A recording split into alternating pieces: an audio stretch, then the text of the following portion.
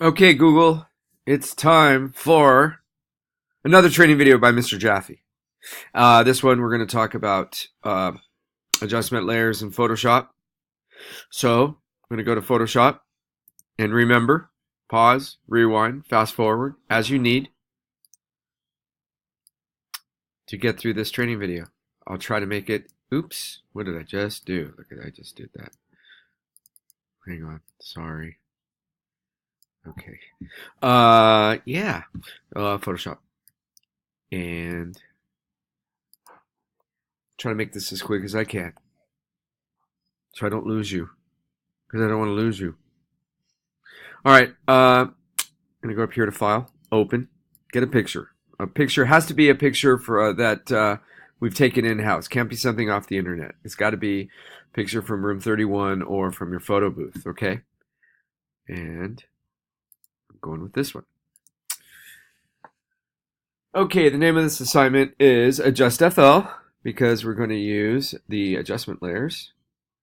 And you'll find those in the Adjustments tab in the panels on the right in the middle, right above the Layers panels. You've got the Adjustment panel. Okay. First thing to do is unlock the layer right there. Okay, Google. Next thing is want to zoom in so I can select some part of this. I want to select part of this. Let me just show you what's going to happen when we put a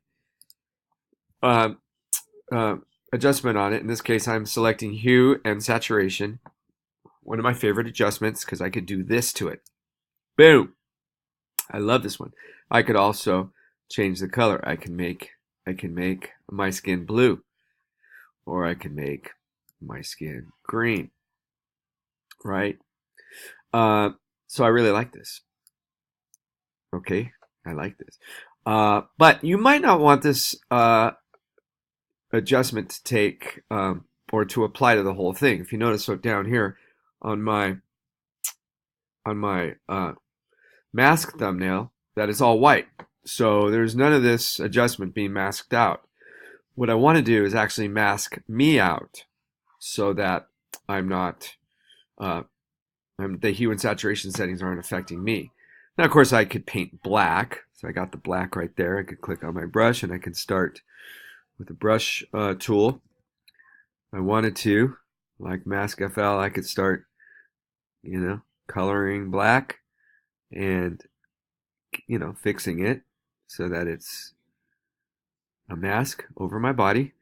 But, that takes a long time and it's not very accurate unless I make my brush small, right? You can see down here my mask is starting to show. But I can also create a selection mask or mask if I use the selection tools. So I'm going to do that. And again, I showed you what this could do. And you need to find something in your picture that you're going to mask out. Should be the subject, the main subject of the picture that you mask out. So that's what I'm going to do. And because I got Batman here as my subject of the picture. So I'm going to go back up here and it's going to start over again. Okay. And I'm going to go ahead and unlock the layer again. All right. So I'm going to zoom in so I can see a little bit better. I'm going to click on the quick select tool and I'm going to come in here, make sure I'm on the plus option and start up at my hat, my hand up here. It's going to kind of drag through.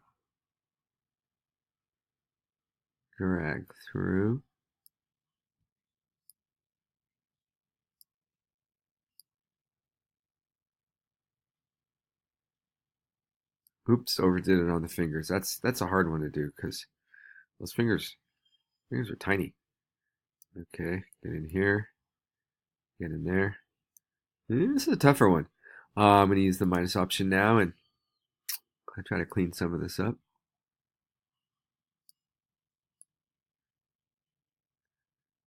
And I could pause right now and not have you watch me do this, but I think it's good that you see if you want to. how I'm doing it. So hopefully it helps you learn how to use this tool. But of course you could fast forward through it too.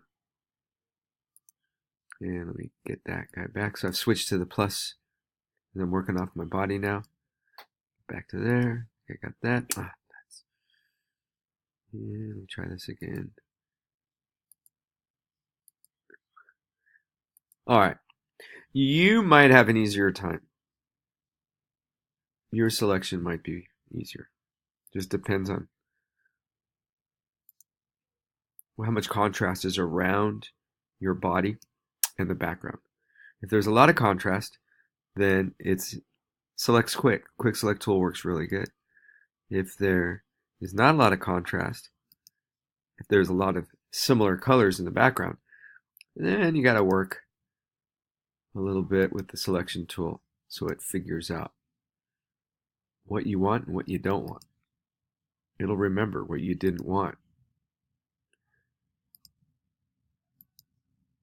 It's a smart tool.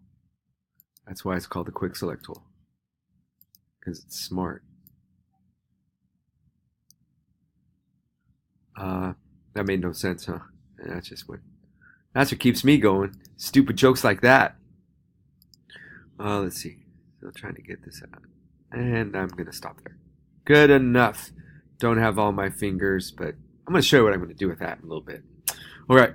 So I think I got my marching ant trail all around me, like I want. Like I want. Get in between here and try to get rid of that little area there. And if I actually select the hue and saturation adjustment now, it's just going to work on me because I'm what's selected, and it's going to mask out the background. But I actually want the background to have the effect, and I want to be the one that's masked out. So I have to inverse this selection. So I go up here, as we've done in the past, select, inverse, and now I've got the marching ant trail. Everywhere else that I want, I'm going to do a Command 0 so I can see it. Yes, there it is. Now when I go and go to the adjustment panel and add this hue and saturation, now you can see here in the mask thumbnail that my mask is me. You can see that right there. So whatever I do is going to leave me alone. So if I'm going to change the colors of the picture, or if I'm going to increase the vibrance or saturation of the colors, I'm left alone, except for my fingertips. So let me show you what I can do with that. Because you could paint black to add to the mask and paint white to take away, right? So if I actually switch this and make white, make the foreground color white, just a review, I can come through here and I can get rid of some of that mask. See that? You can see that little thing over there. But I can also add to it. So let me get that cleaned up.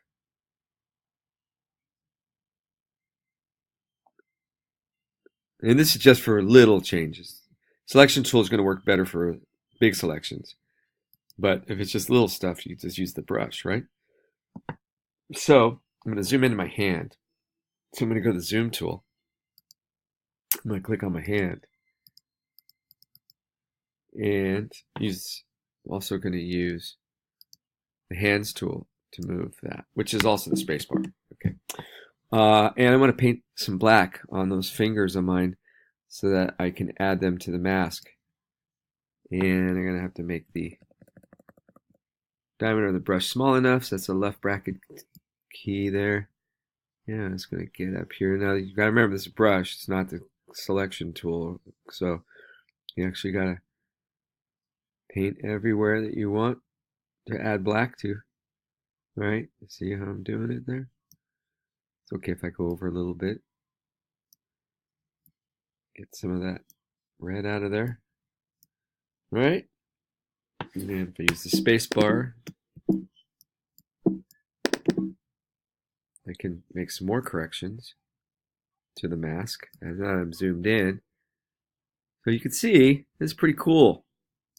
All right, so I'm going to Command 0, and I can say I'm done.